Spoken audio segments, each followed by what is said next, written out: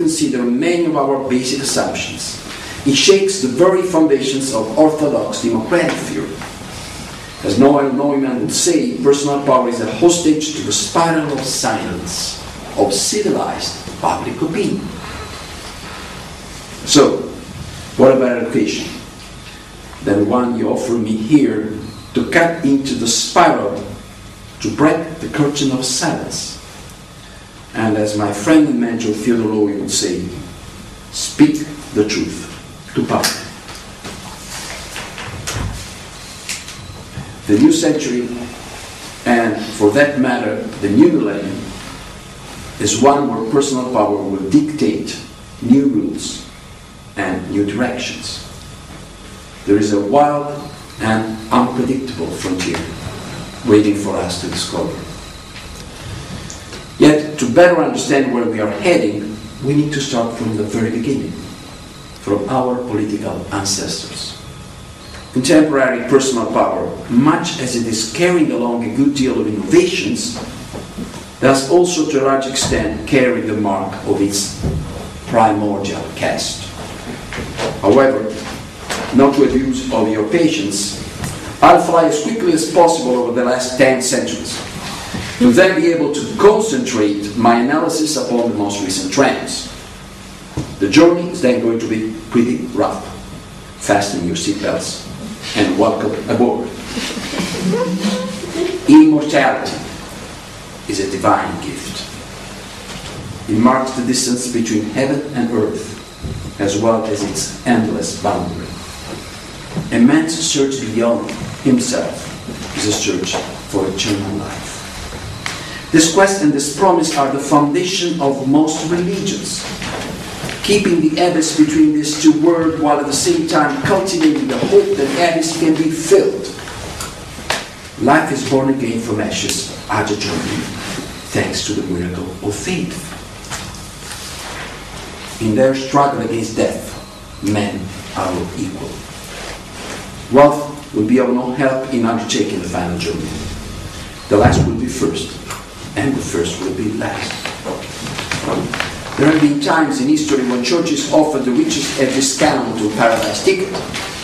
But even the sale of indulgences by professional pardoners didn't change the inexorable fate that every man to be born again first had to die. Immortality is a privilege of God. The body of the powerful is no exception to caducity. The accumulation of power, all kinds of power, finds its limit in the end of the earthly life. Yet, the certainty of death also becomes an incentive to fully exploit personal power, as it leaves us with an alternative. Power is hic et nunc, here and now, a physical or financial resource which is bound to grow with the person who owns it. It belongs to each person's life cycle, depends upon that person's vitality. For many centuries, power has been nurtured through its symbiosis with the person to whom power belongs. This is also the reason why personal power is so closely protected and guarded from all sorts of dangers and evils. The sacred nature of the sovereign serves as a defense against the extreme frailty of his body. In the feudal system, the transfer of power is strictly regulated by norms which emphasize the presence of the Lord and his servant, as well as the rituals underscoring the personal linkage among giver and taker. Yet, as soon as the physical or military strength declines, the struggle for succession prevails over all sorts of pacts or oaths. The rule is that every chief carries his own power into his tomb.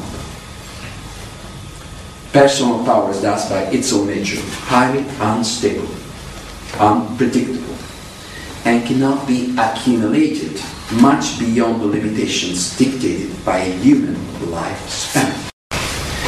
This is the impasse which best explains the main characters of pre-modern politics, its extreme fragmentation and uncertainty. From the smallest and most dispersed fief the higher echelons of the everlasting and never resolving struggles between popes and emperors. The solution to this impasse will be offered by a great invention, the invention of the political body. That is, the construction of a political actor which can operate and reproduce itself beyond the individual sphere. The English language identifies this body with the self-revealing term of corporation, a body turned into an institution.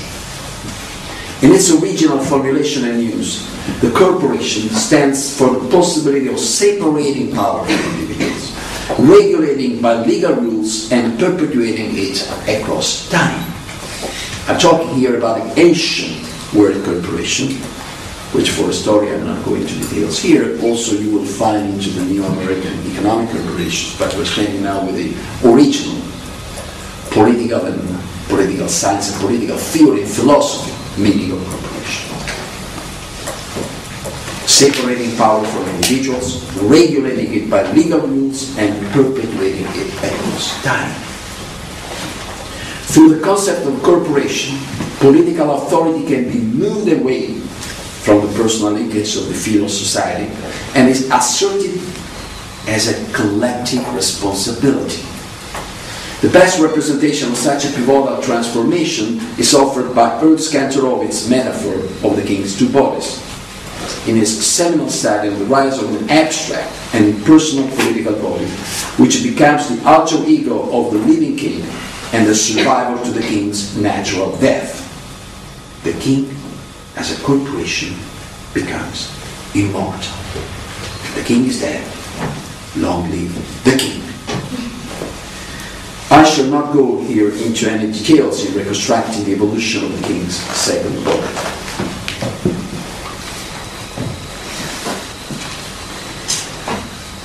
You are all familiar with it, as it is the history of the modern state, the advent of the public sphere administered through the impersonal command of a bureaucratic machine.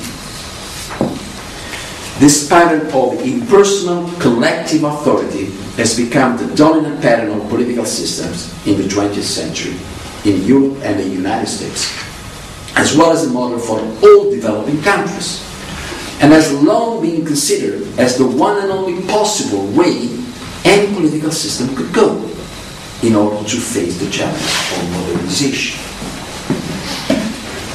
There could be variants between the Soviet collectivistic state and the North Atlantic liberal state.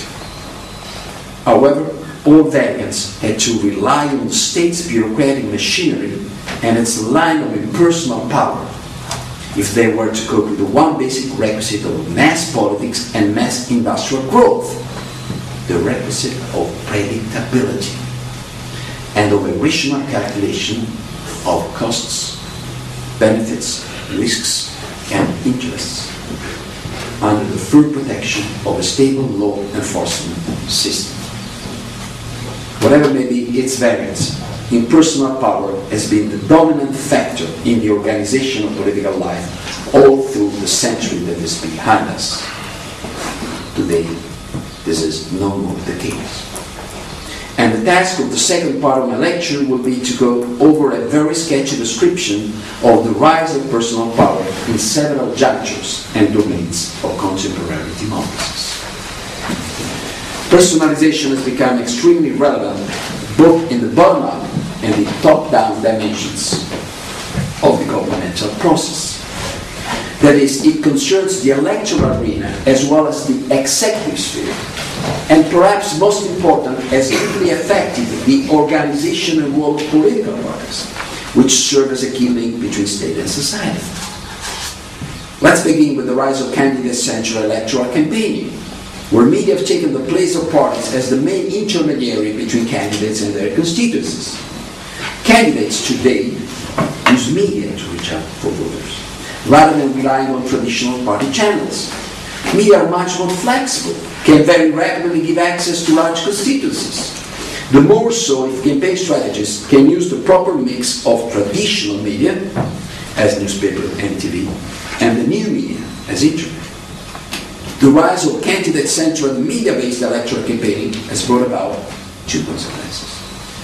One is a matter of language.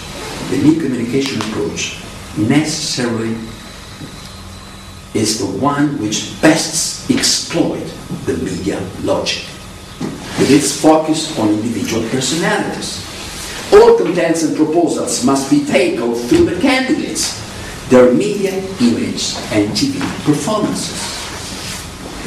The second main consequence concerns fundraising, which once mainly worked through party channels and now mostly depends on the candidate's individual ability to collect huge sums of money.